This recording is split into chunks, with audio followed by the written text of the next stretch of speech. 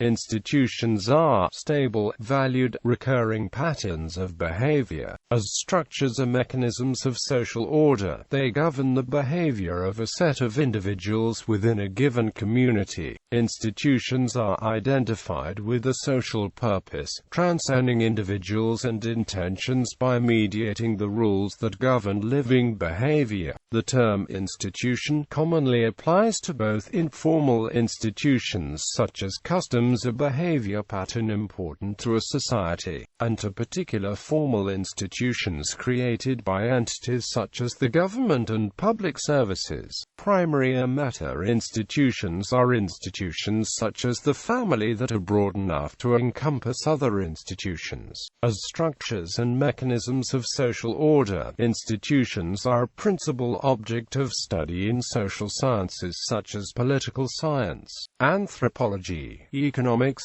and sociology. Institutions are also a central concern for law, the formal mechanism for political rulemaking and enforcement. Definition: people may deliberately create individual, formal organizations commonly identified as institutions, but the development and function of institutions in society in general may be regarded as an instance of emergence. That is, institutions arise, develop and function in a pattern of social self-organization beyond conscious intentions of the individuals involved. As mechanisms of social interaction, institutions manifest in both formal organizations, such as the U.S. Congress or the Roman Catholic Church, and also in informal social order and organization, reflecting human psychology, culture, habits and customs, and encompassing subjective experience of meaningful enactments. Formal institutions are explicitly set forth by a relevant authority, and informal institutions are generally unwritten societal rules, norms, and traditions.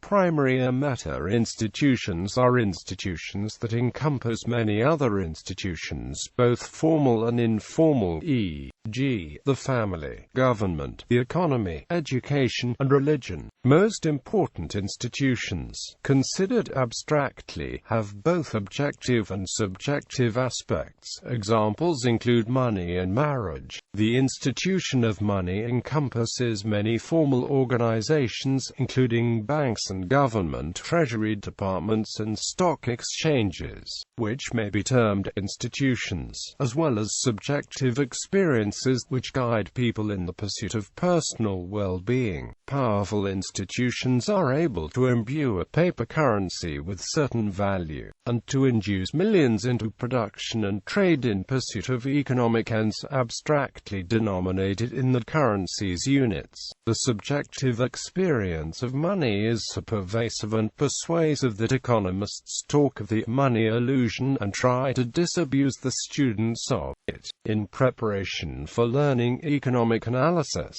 Examples of institutions include marriage and the family, sociology of the family, religion and religious institutions, see sociology of religion, civil religion, educational institutions, schools, research community, academia and universities, research institutes, see sociology of science, medicine, hospitals and other health care institutions, see sociology of health and illness, medical sociology, psychiatric hospitals, law and legal system, courts, judges, the legal profession, see jurisprudence, philosophy of law, sociology of law, criminal justice, penal systems, prisons, see sociology of punishment, military or paramilitary forces, see military sociology, police forces, mass media including the news media and the popular media, see media studies,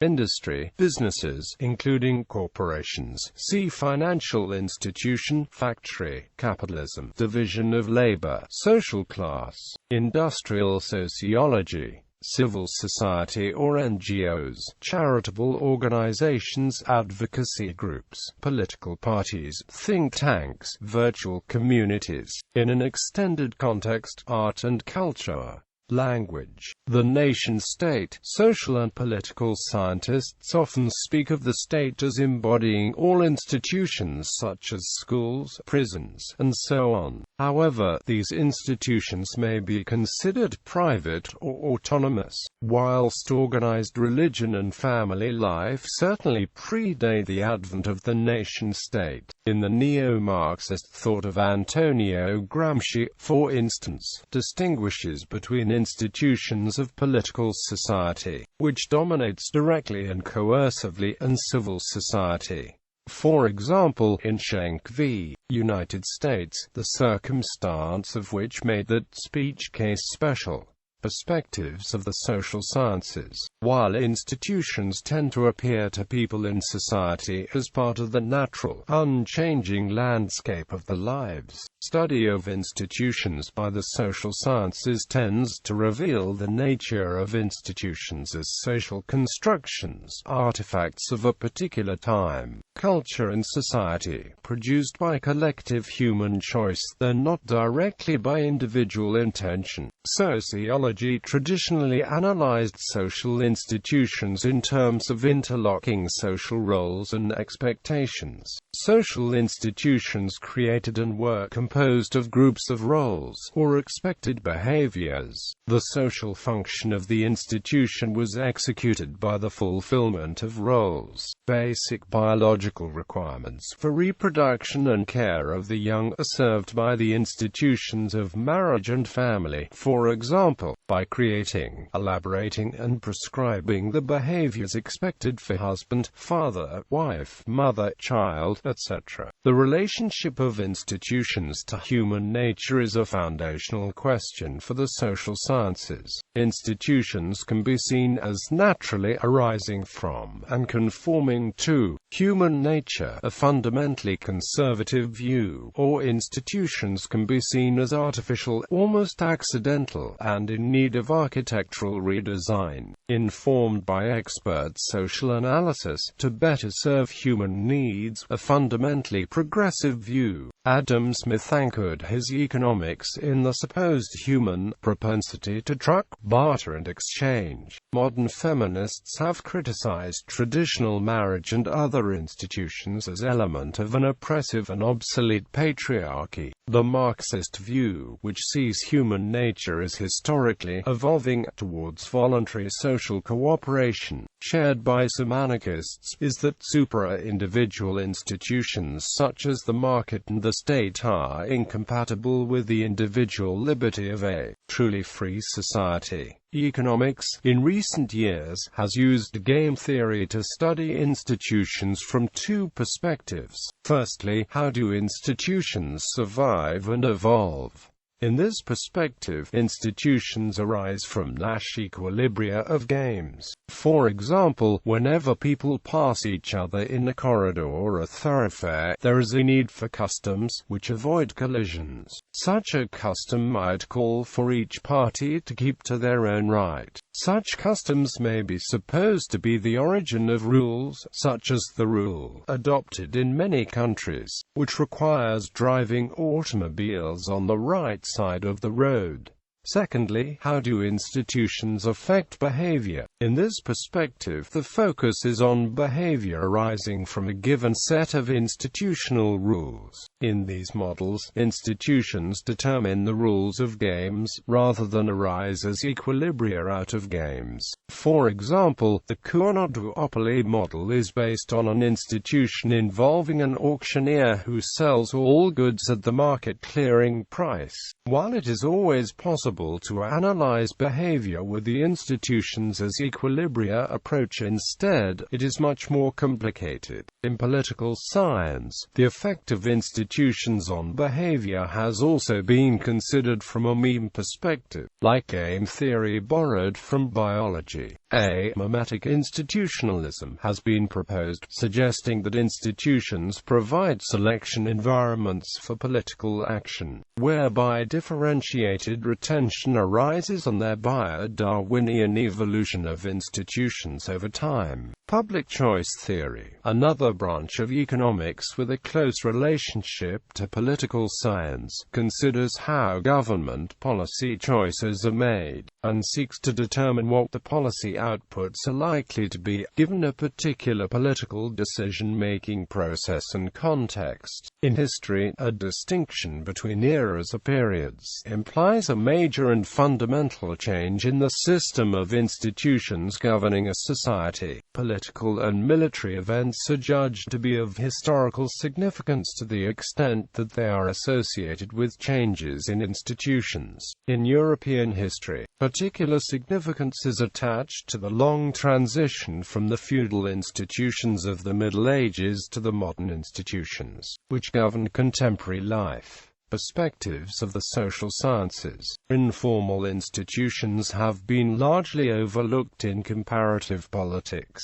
but in many countries it is the informal institutions and rules that govern the political landscape. To understand the political behavior in a country, it is important to look at how that behavior is enabled or constrained by informal institutions, and how this affects how formal institutions are run. For example, if there are high levels of extrajudicial killings in a country, it might be that while it is prohibited by the state, the police are actually enabled to carry out such killings and informally encouraged to prop up an inefficient formal state police institution. An informal institution tends to have socially shared rules, which are unwritten and yet are often known by all inhabitants of a certain country. As such, they are often referred to as being an inherent part of the culture of a given country. Informal practices are often referred to as cultural. For example, clientelism or corruption is sometimes stated as a part of the political culture in a certain place.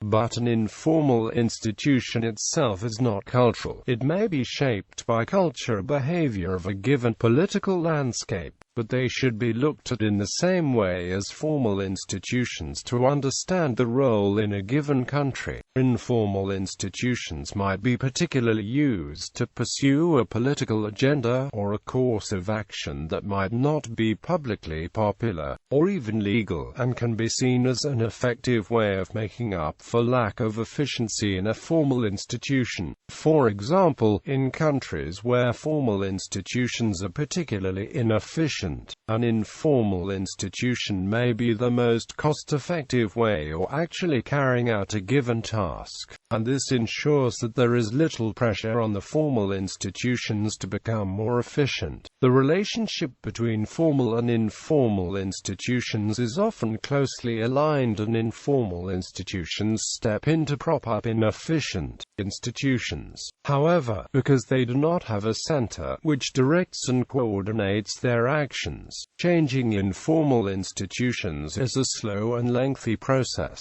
And L.T. Helmke, G. and G.T. and L.T. Levitsky, S. and G.T. It is as such important to look at any given country and note the presence of informal institutions when looking at the political landscape, and note that they are not necessarily a rejection of the state, but an integral part of it and broadening the scope of the role of the state in a given country.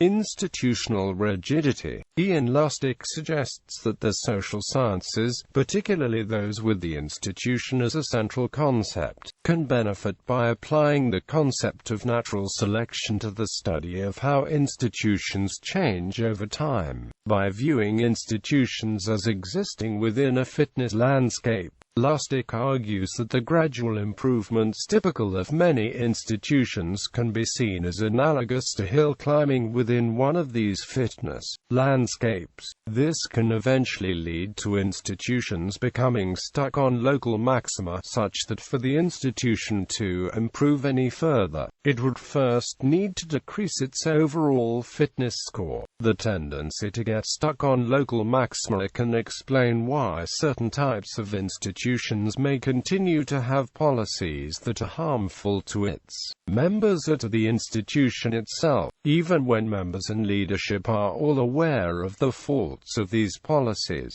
As an example, Lustig cites a Mix's analysis of the gradual rise of the Japanese economy and its seemingly sudden reversal in the so-called lost decade. According to AMYX, Japanese experts were not unaware of the possible causes of Japan's economic decline. Rather, to return Japan's economy back to the path to economic prosperity, policymakers would have had to adopt policies that would first cause short-term harm to the Japanese people and government. Under this analysis, says Ian Lustig, Japan was stuck on their local maxima, which it arrived at through gradual increases in its fitness level, set by the economic landscape of the 1970s and 80s. Without an accompanying change in institutional flexibility, Japan was unable to adapt to changing conditions. And even though experts may have known which changes the country needed, they would have been virtually powerless to enact those changes without instituting unpopular policies that would have been harmful in the short term. The lessons from Lustig's analysis applied to Sweden's economic situation can similarly apply to the political gridlock that often characterizes politics in the United States.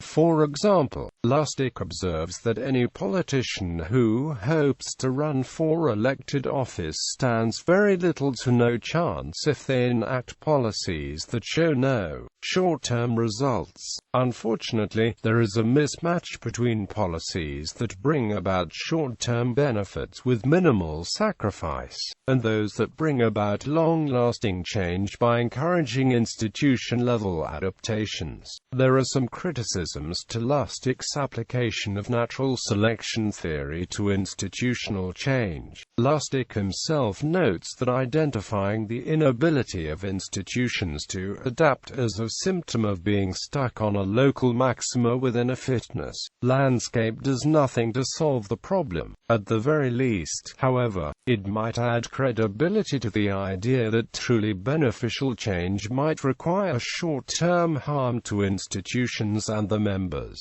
David Sloan Wilson notes that Lustig needs to more carefully distinguish between two concepts: multi-level selection theory and evolution on multi-peak landscapes. Bradley Thayer points out that the concept of a fitness landscape and local maxima only makes sense if one institution can be said to be better than another, and this in turn only makes sense insofar as there exists some objective measure of an institution's quality. This may be relatively simple in evaluating the economic prosperity of a society, for example, but it is difficult to see how objectively a measure can be applied to the amount of freedom of a society, or the quality of life of the individuals within. Institutionalization. The term institutionalization is widely used in social theory to refer to the process of embedding something within an organization, social system, or society as a whole. The term may also be used to refer to committing a particular individual to an institution, such as a mental institution. To this extent, institutionalization may carry negative connotations regarding the treatment of and damage caused to vulnerable human beings by the oppressive or corrupt application of inflexible systems of social, medical, or legal controls by publicly owned, private and not-for-profit organizations. The term institutionalization may also be used in a political sense to apply to the creation or organization of governmental institutions or particular bodies responsible for overseeing or implementing policy. For example, in welfare development. Bibliography. Gielan, P. Institutional Attitudes. Instituting Art in a Flat World. The Valleys, Amsterdam.